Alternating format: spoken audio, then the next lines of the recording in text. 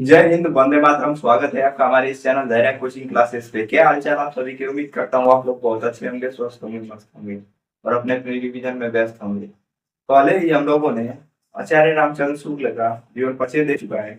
आज हम लोग देखेंगे कैसे फॉर्मेट में लिखना है, ये देखेंगे। अगर आपको भी बोर्ड परीक्षाओं से डर लगता है तो डरना बंद करिए और हमारे साथ जुड़ जाइए। और हम बताते हैं कैसे आचार्य रामचंद्र शुक्ल का जीवन परिचय लिखा जाएगा, जो कि हर वेरी पूछा जाता है। वेरी वेरी इंपॉर्टेंट जीवन परिचय। तो आइए देखते हैं इसका फॉर्मेट क्या है, कैसे लिखना है कॉपी पे। चलिए स्टार्ट करते हैं। आचार्य Ramchandra Shukla very very important. 2014, 15, 16, 17, 18, 19, 20। एक साल भी गैप नहीं हो रहा है इसमें। ठीक। जीवन परिचय कैसे लिखना है, जैसे कि जीवन परिचय हेडिंग डाल देंगे ऊपर। और इसके बाद आचार्य रामचंद्र शुक्ल का जन्म 4 अक्टूबर 1884 ईस्वी को बस्ती जिले के अगोना गांव में हुआ था। इनके पिता का नाम चंद्रवली था, माता का मौसी था। इनकी प्रारंभिक शिक्षा शिक्षा अपने पिता के पास पिता के पास हुई। 4 वर्ष की अवस्था में सूर्य अपने पिता के साथ के पास राठ जिले हमीरपुर चले गए, क्योंकि इनके पिता की ड्यूटी लगी थी राठौर में। और वहां से इनकी ट्रांसफर हो गया, अभी पोस्टिंग हो गए कानूनगो सब पे। इसलिए ये इनके साथ ही अपने पिता के साथ रहे हैं। यहाँ तक तो राठ जिले 1892 में इनके पिता की नियुक्ति मिर्जापुर कानूनियों के बर्खास्त हुई, जिस कारण शुक्ल सिंह को मिर्जापुर आना पड़ा। इन्होंने हाई स्कूल की परीक्षा मिर्जापुर से उत्तीर्ण की। इन्होंने हाई स्कूल की परीक्षा मिर्जापुर से उत्तीर्ण की। इसके आगे देखते हैं कि इसके आगे क्या लिखना है। जैसे कि इसके आगे लिखना है, गणित में कमजोर होने के कारण गणित में कमजोर होने के कारण इनकी शिक्षा गणित में कमजोर होने के कारण इनकी शिक्षा आगे नहीं हो सकी। इंटर शिक्षा के लिए इन्होंने विद्यालय विद्यालय में प्रवेश लिया प्रवेश लिया, किंतु अंतिम वर्ष की परीक्षा से पूर्व ही विद्यालय टूट गया। मैंने तो मतलब है इन्होंने गणित में कमजोर थे और इसके कारण इनकी पढ़ाई छूट गई। और फिर इसके बाद इन्होंने इंटर के लिए जिस विद्यालय में एडमिशन लिए, वो विद्यालय टूट गया। तो फिर स्वाध्याय से ही इन्होंने हिंदी, अंग्रेजी, संस्कृत, बांग्ला आदि भाषाओं का ज्ञान था। स्वाध्याय मतलब होता है खुद से ही हिंदी, अंग्रेजी, संस्कृत, बांग्ला आदि भाषाओं का ज्ञान प्राप्त किया। कुछ समय के बाद कुछ समय के पश्चात ही ये हिंदी शब्द सागर के वैतनिक सहायता के रूप में काशी आ गए। कहने का मतलब है कि कुछ समय बाद हिंदी के शब्द सागर के वैतनिक सहायता के रूप में काशी आ गए। इन्होंने किए और फिर इसके बाद तथा बाद में शुक्ल जी ने नागरी परिचारणी सभा पत्रिका की संपादन किया। फिर इसके बाद इन्होंने नगरी परिचारणी सभा का संपादन किया। फिर इसके बाद शुक्ल जी की मृत्यु 1941 ईस्वी को हुई। इसके आगे देखते हैं रचनाएं कैसे लिखनी है। जैसे कि रचनाएं हैं, रचनाएं पहले इस तरह डाल देंगे रचनाएं हेडिंग, फिर इसके बाद लिखेंगे रचना। शुक्ल जी महान साहित्यकार थे। इसकी प्रमुख रचनाएं इस प्रकार से हैं। इस तरह लिख कर फिर इसके बाद हेडिंग डालेंगे ग्रंथावली। ग्रंथावली में कौन कौन से आते हैं? रस मीमांसा फर्स्ट जो रचना है, रस मीमांसा। इसके बाद चिंतावली, जैसे ग्रंथावली, भ्रमण गीत, सार आदि। जो ग्रंथावली में जो रचनाएं आती हैं वो ये है। फिर इसके बाद कहानी में कौन सी कहानी है, जैसे कि 11 वर्ष का समय, 11 वर्ष का समय। और संपादन, संपादन में हिंदी शब्द सागवान, अखरावट, फिर आखिरी कलम आदि। यही है तो हिंदी का कंप्लीट। हम लोगों ने आचार्य रामचंद्र शुक्ल का जीवन परिचय देख लिया है। आज इसमें देखते हैं कि कौन कौन से प्रश्न पूछते हैं, कैसे रेखांकन की व्याख्या लिखी जाती है, प्रसंग कैसे लिखे जाते हैं। तो आइए वीडियो में स्टार्ट करते हैं कि कैसे लिखते हैं। और हम लोगों ने पहले ही जीवन परिचय देख लिया है, तो आप इसको नोट करिए और आइए देखते हैं कौन कौन से प्रश्न पूछे जाते हैं। स्टार्ट करते हैं इस वीडियो को। तो इस तरह से आपको दिया रहेगा आचार्य रामचंद्र शुक्ल, उसमें बस दिया रहेगा प्रश्न में इस तरह से दिया रहेगा गद्यांश 1। गद्यांश 1 में दिया रहेगा इस तरह से रेखाएं जो आपको दिखाई दे रही है, सब लाइनें, इसको बोलते हैं रेखांकित अंक। रेखांकित अंक की व्याख्या क्या होती है, जैसे कि अभी नेक्स्ट प्रश्न देखिए, जैसे कि कुसंग का जवाब सबसे भयानक होता है, यह केवल नीति और सद्वृत्त का ही नाश करता है बल्कि बुद्धि का भी क्षय करता है।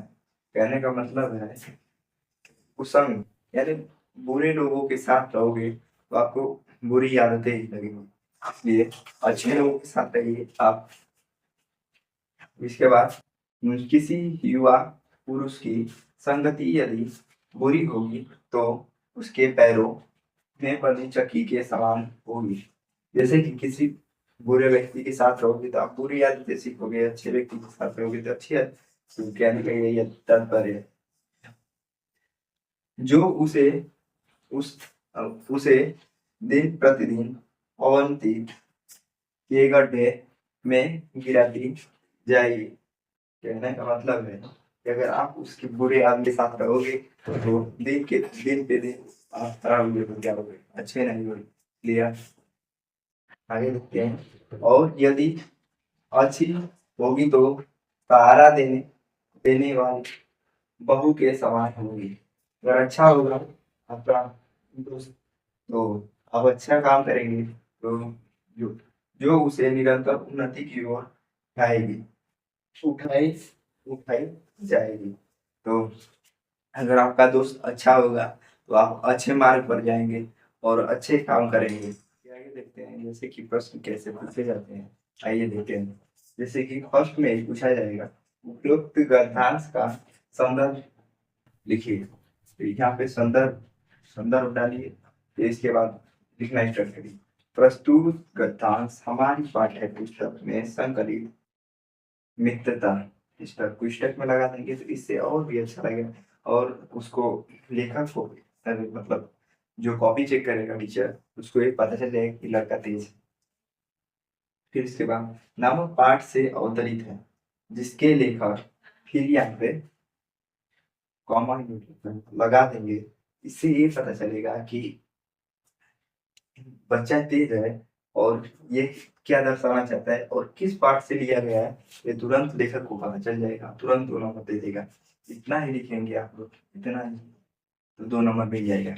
फिर आगे जो नेक्स्ट क्वेश्चन पूछा जाता है, जो कि नेक्स्ट क्वेश्चन पूछा है कुसंग का क्या प्रभाव होता है।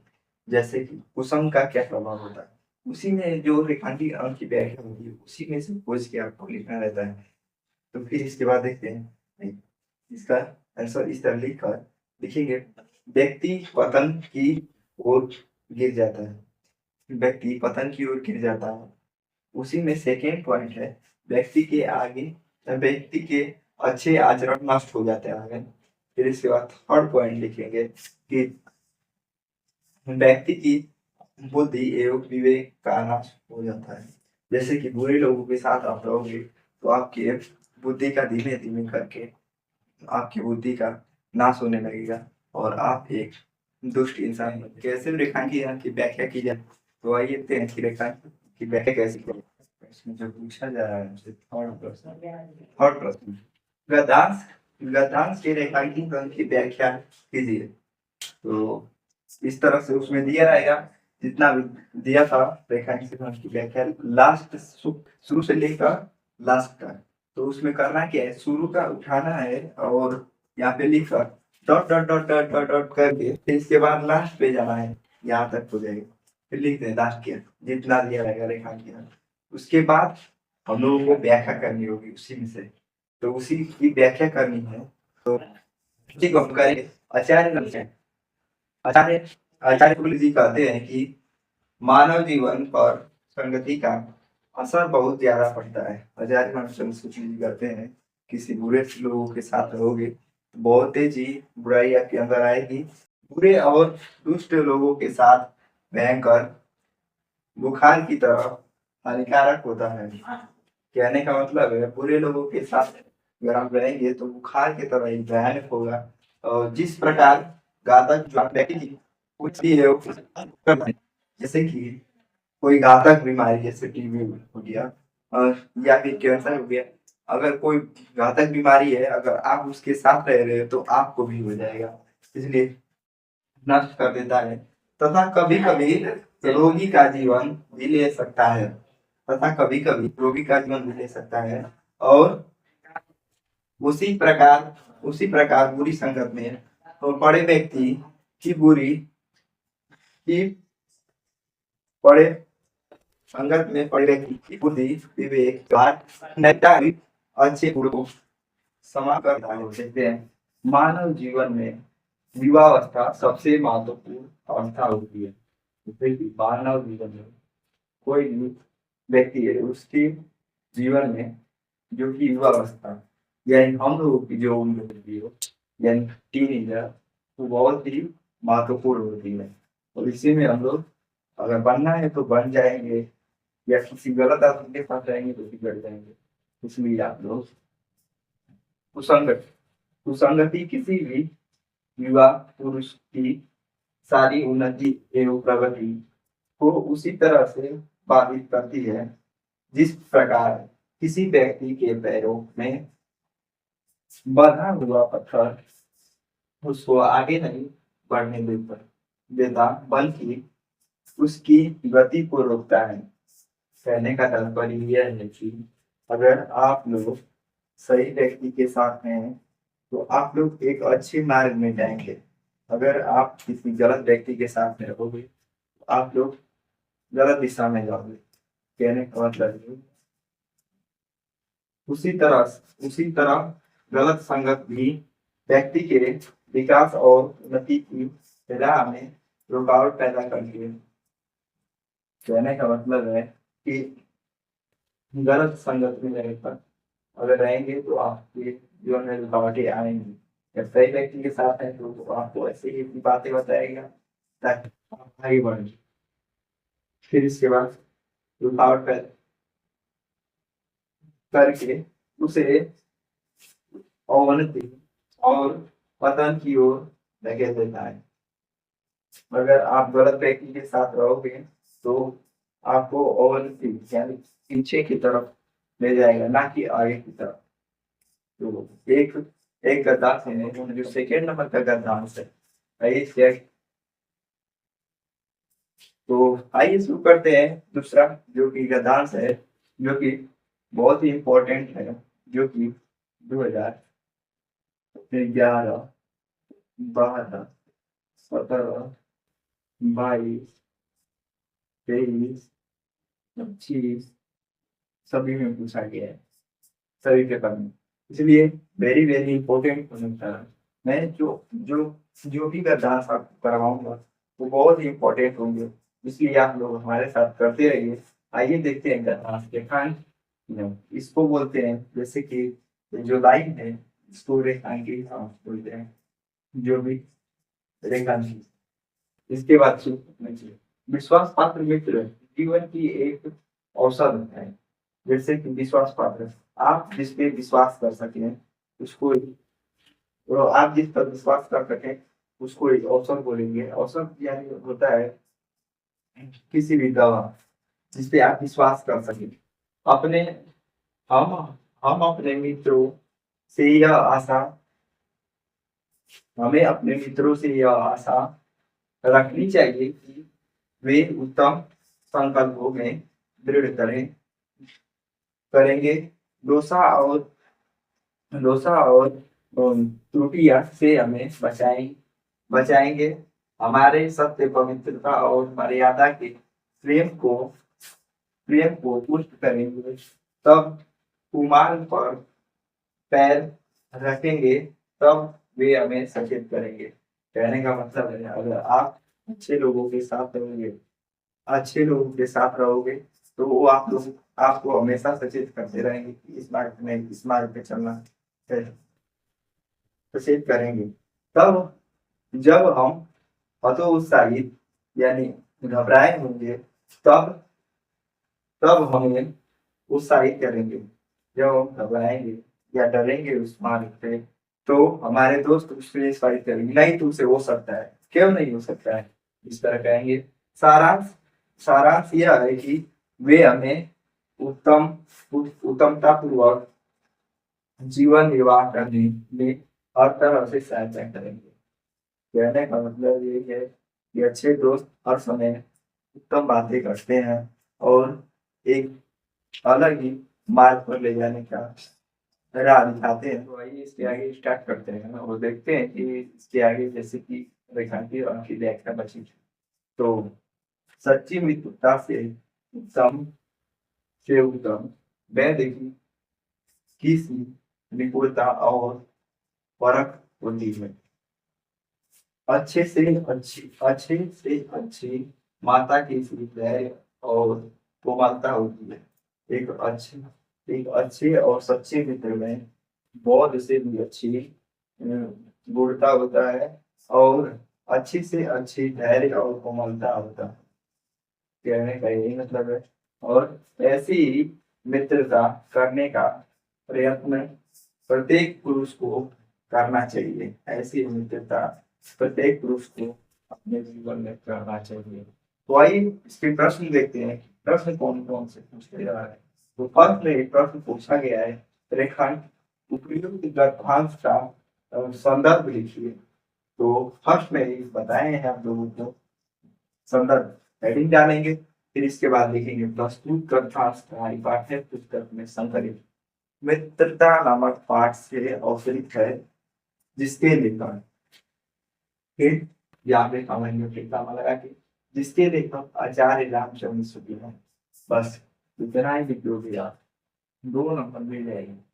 अगर आप इतना अगर पहचान के रेखांकित इसको पहचान जा रहे हैं और किस चैप्टर से लिया गया है, अगर ये पहचान जा रहे हैं तो आपको 2 नंबर मिलने से कोई नहीं रोक सकता है। इसलिए आप संदर्भ कैसे लिखा जाता है। दूसरे क्वेश्चन सेकेंड प्रश्न में क्या पूछता है, जैसे कि व्यक्ति को अपने मित्र से क्या उम्मीद करनी चाहिए। व्यक्ति को अपने मित्र से क्या उम्मीद करनी चाहिए।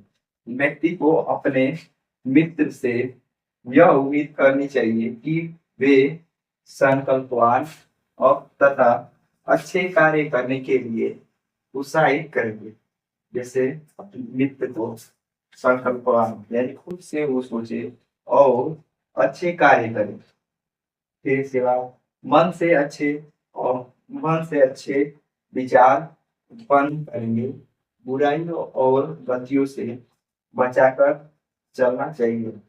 जैसे कि अपने अच्छे मित्र को आप किसी न बुराई के साथ जाना देंगे, ना ही किसी गलत रास्ते पे जाने देंगे।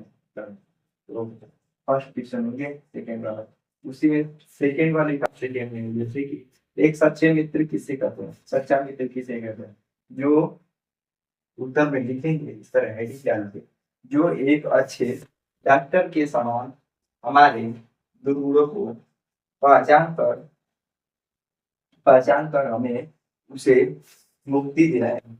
जैसे कि एक अच्छा डॉक्टर किसी बीमारी को पकड़कर उसका इलाज करता है, उसी तरह हम अगर गलत रास्ते पे चल रहे हैं तो हमारे दोस्त का एक कर्तव्य है कि वो हमें सही रास्ते पे लाए।